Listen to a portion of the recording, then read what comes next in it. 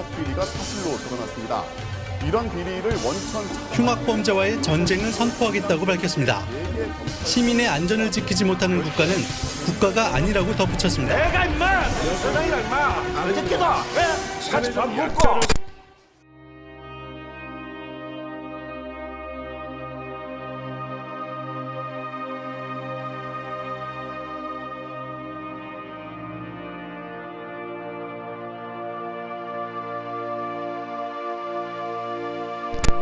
개인의 물리적 자본과 노동력이 몽땅 투입된 재산이 어느 날 다른 사람이 자기 것이라고 우기며 퇴거를 요구한다면 어떨까?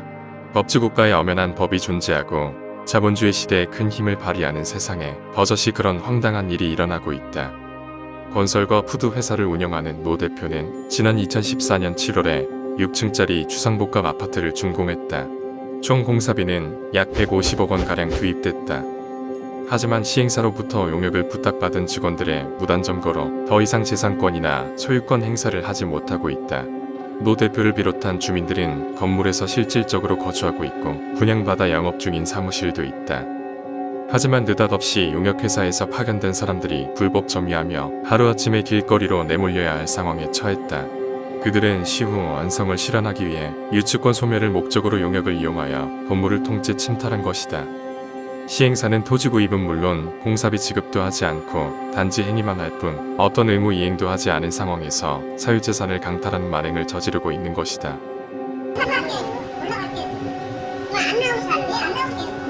사무실은 물론 컴퓨터나 중요한 자료들 또한 빼앗긴 노 대표는 매우 궁박한 상황에 몰렸다. 그러던 어느 날 용역 직원들은 그동안의 일을 사과할 뿐만 아니라 노 대표의 편에 서겠다고 말하며 접근한다. 노 대표는 지푸라기라도 잡는 심정으로 용역 직원들과 용역 계약서를 작성하게 되고 그들은 이사직위를 요청한다. 그 후 월급을 요구하며 관리비 통장까지 넘겨주게 되고 용역 직원들은 본색을 드러내기 시작했다. 계약을 맺은 2개월간은 그들의 편에 서서 싸워주지만 법원에서 저희 회사한테 내준 판결문인데 혹시 그럼? 점유권이 넘어가자 문을 잠그고 노 대표를 쫓아냈다. 이러한 일로 상황은 더욱 악화되고 경찰에게 신고를 하면 용역관리 계약을 맺지 않았냐며 법에서 빠져나갔다.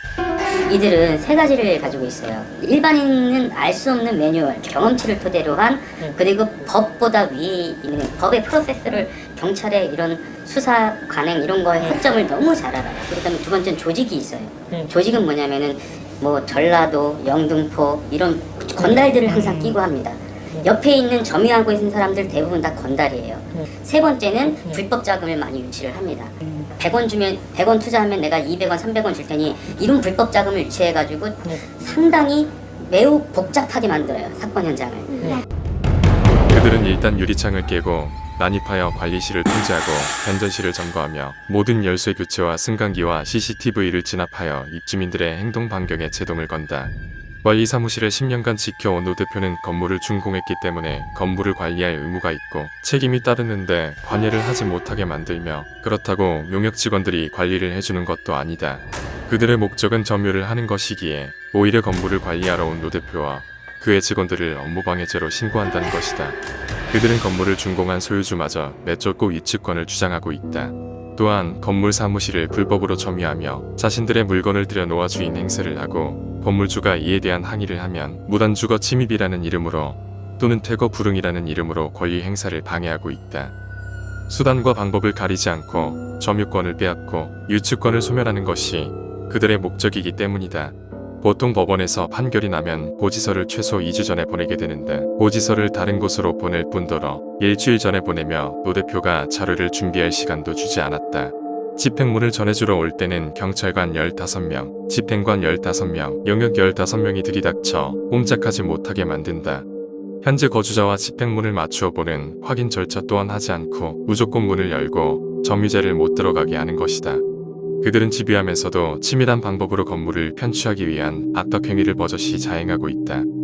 심지어 경찰을 대동하고 나서 장애인인 경비를 폭력으로 제압하며 갖은 도구를 이용하여 집기와 출입문을 파괴하는 행위를 서슴지 않는다. 이 과정에 노 대표 본인은 물론 직원들까지 수차례 경찰서에 불려가고 체포 제기를 반복하고 있는 사이에 정신적인 피폐는 물론 물리적인 손해를 감수하고 있다.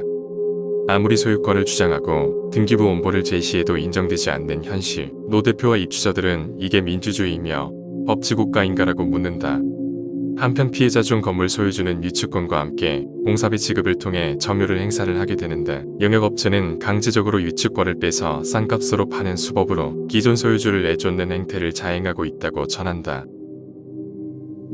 노 대표는 이 일을 겪으면서 유축권은 소유권보다 더 오히려는 현실의 허탈함을 감추지 못하고 있다.